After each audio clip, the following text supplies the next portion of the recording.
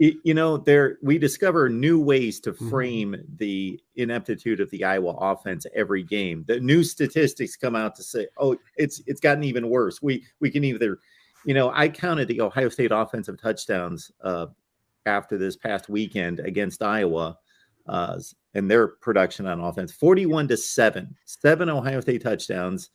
And then somebody enlightened me, it might have been Tony, on a tweet that it was Marvin Harrison 9, Ohio State 7. And so I latched onto that one. The entire offseason, the thought was this offense was 123rd in the nation last year. Just by running plays, it's almost mathematically difficult with their level of talent versus all the other bad offenses out there to be any worse. But no, they've achieved being even worse. They're number 131. And I guess if we added, 20 FCS teams, they would be 150. They would just be at the bottom of whatever the list was. They're so awful.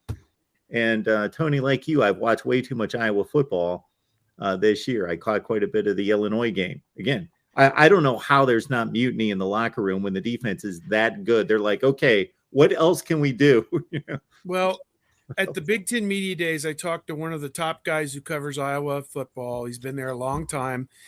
And we talked about them coming to Ohio State. And he said, Iowa usually gives up a touchdown on the first drive.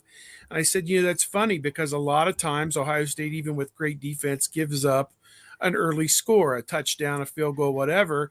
And then the adjustments come in and they slow you down. And he said, my prediction is that Iowa does give up a touchdown on the first drive. It's 7-0. And then at the end of the first quarter, it's 10-0. At halftime, it's 17-3 is what he predicts. And he says then in the second half, invariably, the defense will finally give up because they've been left for dead again. And when you don't move the ball offensively, you create a situation, even if you have a good punter, that field position eventually tips to the other side. And he said 38-3 is what he seriously thinks the final score could be when Iowa plays at Ohio State. So, man, I don't know that I see that. I don't know what the early line on that's going to be, but it's got to be something like 20, 25 points maybe. I don't know. I mean, it's got to be, I don't know. And the over-under, like 40, I don't know. I mean, shit, Ohio State's going to score 42 just falling out of bed at the Blackwell. So I don't know. They do have a great defense, and they do have a great favorite. If Ohio State's a 25-point favorite, the over-under should be like 28.5 because Iowa isn't getting more than 3. I mean, I don't know. I'm not a math. I was told there would be no math. So. And one more note on Iowa, like Tony said, we can move on from Iowa. We've got a whole other show before the Hawkeyes come to town. But, oh my goodness, I lost my train of thought. Well, one more note. Maybe you can pick it back up, but I will just say this. Iowa has scored 88 points this year. Ohio State has scored 98 in the first quarter. Ohio State has scored more offensive touchdowns in every single quarter than Iowa has scored all season long, except for the fourth quarter. Ohio State has only scored 6 offensive touchdowns, and that's the quarter they're not trying to score offensive touchdowns. So they're almost doing more than Iowa is doing, and they're not trying to do anything, and they're still almost being more successful than Iowa. Over 4 quarters. Kirk Ferentz, a number of times during the offseason, used this response to a question about the offense, and now that they've actually played games and the offense has been even worse, and when he's asked about what is being done to improve the offense, we won 10 games last year. That was his response this week. We won 10. Well, first of all, that was last year. Number 2, the defense won 10 games last year. If you run a corporation, you got 3 departments and 2 of them are exceptional and one's like the worst known to mankind. Don't you do something about that? Like you just Yeah. All right. He's the 14-time Big Ten Coach of the Year. How dare you question him?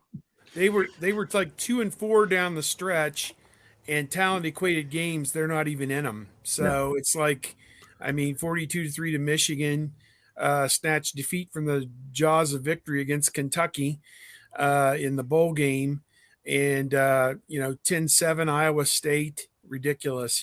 So The Michigan game, their defense held them in that. Got some stops against Michigan. Otherwise, that would have been 40-10 or whatever. So yeah, I don't know. We can beat up on them all day. They're an easy target right now, and much of it from their own stupidity. It seems like, or not stupidity, stubbornness. The old man's just stubborn. What can you do? Well, and to bring this back to Ohio State, it's a lot like Luke Fickell after the 2013 Michigan game when Ohio State won 42-41 and people were getting on Fickell for the defense. And his comment was, did we win? Did we win? Did we win?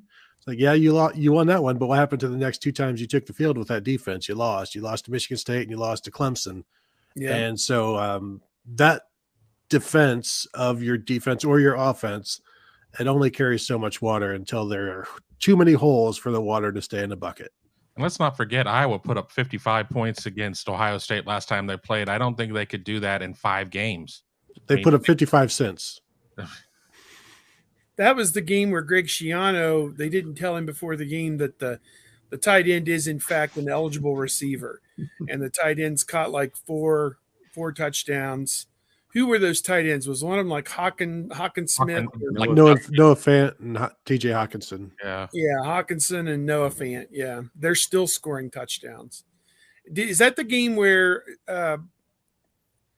who was the quarterback? Barrett? Nathan Stanley. Did Barrett throw an interception on the first play? Yeah.